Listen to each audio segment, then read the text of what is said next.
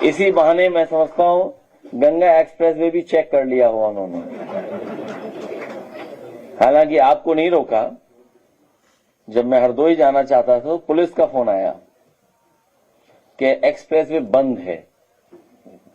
मैंने अपने अधिकारी से कहा कि ये कह दो उनसे कि प्रधानमंत्री जी उद्घाटन करके गए, बड़ी बदनामी होगी सरकार की। तो पता लगा हमारे लिए पत्थर हटा दिया और अगले दिन खबर सुनी कि कुछ दिन फ्री भी है, कुछ दिन टोल फ्री है।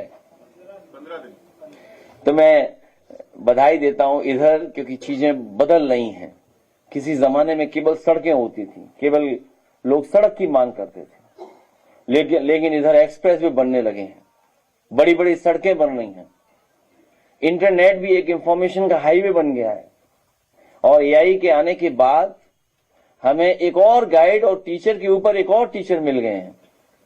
तो आज कितना आसान हो गया है कि अगर हम चीज के बारे में जानना चाहें, पढ़ना चाहें, सब्जेक्ट के बारे में जानना चाहें, तो कितना आसान हो गया। शायद उस डिजिटल डिवाइड को खत्म करने के लिए समाजवादी पार्टी ने लैपटॉप जैसी योजना शुरू की थी। मुझे खुशी है कि जो कभी हम लोगों ने अपनी सरकार में दिए थे वो लैपटॉप आज भी चल रहे हैं।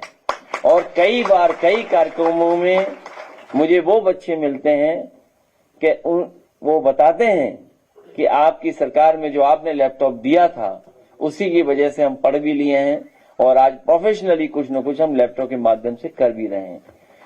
तो ये जो डिजिटल डिवाइड खत्म करने के लिए समाजवादियों ने लैपटॉप बांटा था, आज हम सरकार में नहीं हैं, लेकिन उसके बावजूद भी कोशिश करते हैं कि जो बच्चे अच्छे नंबर प्राप्त करते हैं, जो अपनी मेहनत से कुछ आगे बढ़ना चाहते हैं, उन्हें हम लोग इसी तरीके से उनको अवार्ड दें। और सच्चाई तो यही है कि जो मेहनत करता है, जो हार्ड वर्क करता है, वो हार्ड वर्क कभी भी अनरिवार्डेड नहीं रहता है, कभी न कभी उसको सम्मान मिलता है। इसलिए मैं शुभकामनाएं देता हूं, बधाई देता हूं बच्चों को। अपने जीवन में आगे बढ़ें, तरक्की करें।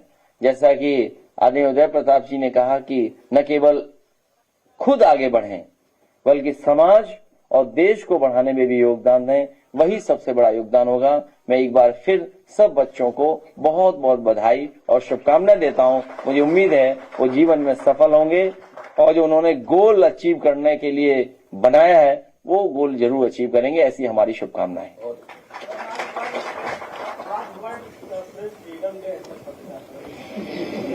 हालांकि आप अपनी ही रैंक पूछना चाहते हो तो मैं क्या बताऊं। मैं जिन बच्चों के पास बैठा हूं वो 98.7% से शुरू होकर के 90s में हैं और जो अब मार्क्स 100 में से 100 भी प्राप्त किए, ऐसे बच्चे भी हैं। हालांकि आप लोगों को कितने नंबर मिले दुनिया में, शायद 9% तो मिले होंगे नंबर। कितने स्थान पे हो आप? कितने में? 180 में आप? 157। तो कोई गणित का अगर अच्छा हो व्यक्ति बता दे कि कितने % आप हो। बांग्लादेश, नेपाल, पाकिस्तान से पीछे। वो इसीलिए है क्योंकि स्वामी विवेकानंद जी को ठीक से नहीं पढ़ रहे हो आप। और भारतीय जनता पार्टी की जो झूठ की सोम पपड़ी है, सोम पपड़ी तो खाई होगी ना, एक झूठ परत के ऊपर दूसरी झूठ परत चढ़ा देते हैं वो।